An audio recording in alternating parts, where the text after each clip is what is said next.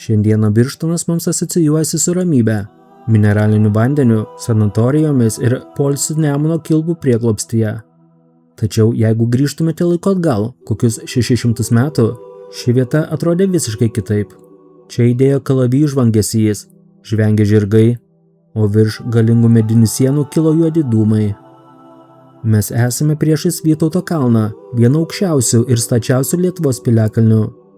Bet ar žinojate, kad šis kalnas tai ne šiaip graži apžvalgos aikštelė turistams, tai viena svarbiausių 14-15 amžiaus Lietuvos gynybinių tvirtovių.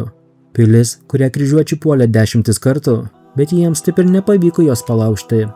Pilis, kurioje valdovai slėpėsi nuo mirtino maro ir kur buvo sprendžiami Europos geopolitikos klausimai. Šiame video mes pasinersime į tikrąją, moksliniais tyrimais ir rašytiniais šaltiniais grįstą Birštono piliakalnių istoriją. Kas čia buvo iki piliakalnio pastatymo? Kaip atrodė medinė tvirtovė ir kodėl kryžiuočiai jos taip bijojo? Ir kas galiausiai nutiko šiai didingai vietai? Žiūrėkite iki galo, nes šiandieną mes atskleisime Vytauto kalno paslaptis. Norėdami suprasti piliakalnio kilmę, turime atidėti į šalį legendas apie užpustytą armiją ir pažvelgti į tai, ką sako žemė.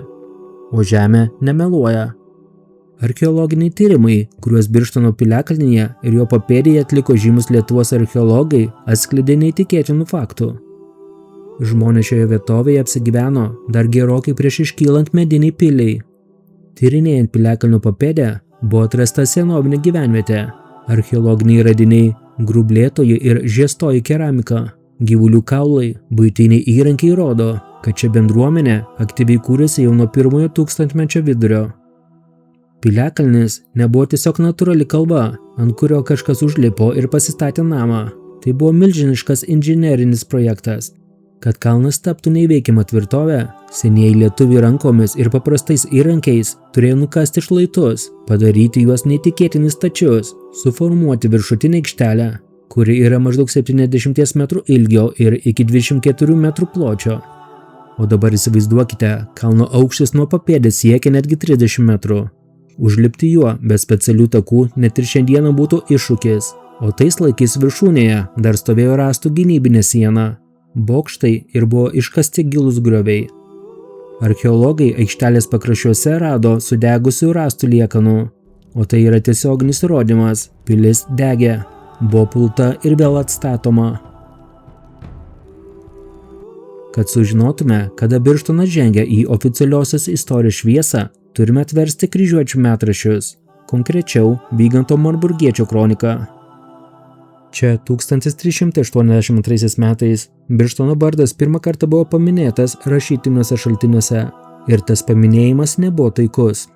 Kronikoje aprašomas Vokiečių ordino maršalo Kuno von Hatenšteino žygis į Lietuvą. Kryžiuočiai kirtę sieną judėjo gilyn į šalį, naikindami viską savo kelyje. Jų tikslas buvo paralyžuoti Trakų kunigaikštystės gynybą. Kronikoje sausai, bet grėsmingai užfiksuota, kad ordino kariuomenė pasiekė ir užpuolė Birštono pilį. Tačiau kodėl Birštonas buvo toksai svarbus abiem pusėms? Pažvelkime į geografiją. 14 amžiuje Nemunas buvo pagrindinė magistralė. Kas kontroliavo Nemuno pakrantės, tas kontroliavo judėjimą link Trakų ir Vilniaus. Birštono pilis veikė kaip ankstyvojo perspėjimo ir stabdymo sistema. Jis saugojo Trakų kunigaikščio Kęstučio, o vėliau Vytauto žemės. Istorikai skaičiuoja, kad vien tarp 1382 ir 1409 metų kryžiuočių žvalgų maršrutai Birštoną fiksavo 10 kartų. Čia stovėjo medinė, bet neįtikėtinai sumaniai sukonstruota tvirtovė.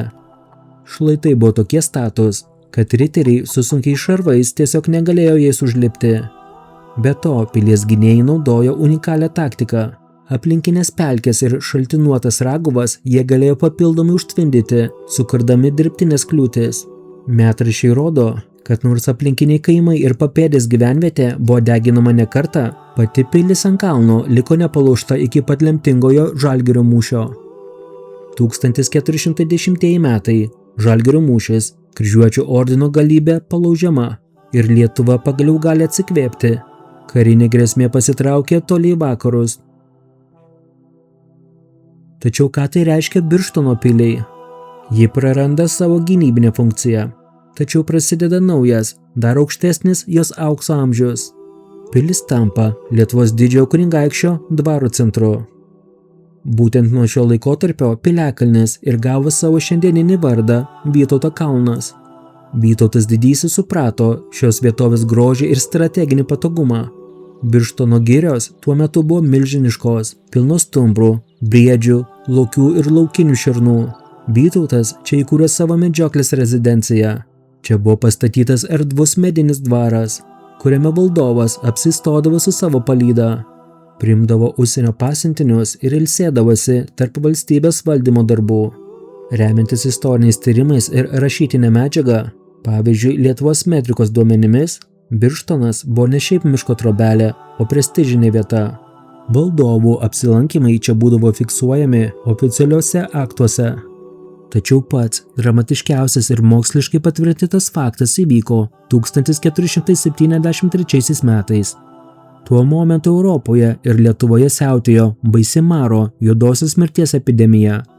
Lietuvos didysis kunigaikštis ir Lenkijos karalius Kazimieras Jogailietis, ieškodamas saugios ir izoliuotos vietos, pabėgo iš Vilniaus, kuris apsistojo Birštone. Karalius su visa savo šeima, žmona Elžbieta ir vaikais Birštono dvare praleido kelis mėnesius. Nemuno apsuptas kalnas ir aplinkiniai miškai veikė kaip natūralus karantino barjeras. Ši vieta tiesioginė prasme išgelbėjo Jogailiečių dinastijos ateitį nuo mirtinos ligos. Jei Birštonas buvo toks svarbus, kodėl šiandien ant kalno nematome mūrinių sienų ar galingų dvaro griuvėsių? Atsakymas slypi medžiagoje, iš kurios pilis buvo pastatyta ir bėgančiame laike. Lietuvos piliakalnių pilis beveik visos buvo medinės. Mediena yra puikia medžiaga greitai statybai, tačiau jinai nepakenčia drėgmės, ugnies ir laiko. 16 amžiuje keičiantis administravimo sistemai, Birštono dvaro centras pamažu buvo perkeltas nuo paties piliakalnio į patogesnę vietą papėdėje, arčiau dabartinio miesto centro. Kalnas liko tuščias. Rašytiniai šaltiniai rodo, kad 17 amžiaus viduryje, per baisųjį tvano laikotarpį, karą su Maskva ir švedų tvaną, likę mediniai pastatai buvo galutinai sudeginti ir sugriauti. Gamta atsiėmė tai, kas jai priklausė. Šlaitai apaugo medžiais, grioviai užsipildė žemėmis ir pilis virto tiesiog kalba, saugančia praeities paslaptis. Įdomu tai, kad ilgą laiką žmonės pamiršo tikrąją kalno paskirtį ir kūrė padavimus apie užkeiktus turtus. Tik 20-ajame amžiuje, pradėjus sistemingus archeologinius ir istorinius tyrimus, Birštono piliakalniui buvo grąžinta jo tikroji vieta Lietuvos istorijos elite. Mokslininkai patvirtino, po šia žeme slypi kelių šimtų metų LDK valstybingumo pamatas. Šiandien, užlipę į Vytauto kalną tais patogiais mediniais laiptais, kuriais kasdieną praeina šimtai turistų, mes matome nuostabų vaizdą. Mes matome Nemuną, Vytauto bažnyčios bokštą, tylius kurorto parkus. Tačiau kitą kartą, kai stovėsite jo viršūnėje, sekundei užmerkite akis. Įsivaizduokite, kad stovite toje pačioje vietoje, kur kadaise stovėjo pats Vytautas didysis, žvelgdamas į savo girias. Įsivaizduokite karalių Kazimierą su palengvėjimu stebinti Nemuno srovę ir džiaugiantįsi, kad jo vaikai išgyveno. Įsivaizduokite 14 amžiaus karius, budriai žvelgiančius į horizontą, ar nepasirodys kryžiuočių skydai. Birštono piliakalnis tai ne tik gamtos paminklas. Tai gyva Lietuvos istorijos knyga, parašyta ant žemės, patvirtinta metraščiais ir iškasinėta archeologų. Tai vieta, kuri saugojo Lietuvą, kai jai to labiausiai reikėjo. Jei jums patiko šis video, nepamirškite užsiprenumeruoti mūsų kanalo ir parašykite komentaruose, ar esate buvę ant Vytauto kalno ir kokį įspūdį jisai jums paliko. O dabar ačiū, kad žiūrėjote ir iki susitikimo kitame įdomiosios dokumentikos video. Patinka įdomioji dokumentika ir norite daugiau kokybiško turinio, ne tik apie mūsų supantį pasaulį, bet ir apie Lietuvos istoriją? Prisidėkite prie turinio kokybės gerinimo, mus paremdami per Contribui platformą. Nuorodas rasite po kiekvieno video aprašymo. Taipogi galite prisidėti per YouTube ačiū funkciją, pasirinkdami paramos sumą. Jūsų palaikymas leistų mums tobulėti ir vystyti įvairiausių video projektus, tokius kaip Lietuvos miestų istorija. Pažinkime mūsų supantį pasaulį kartu su įdomiaja dokumentika.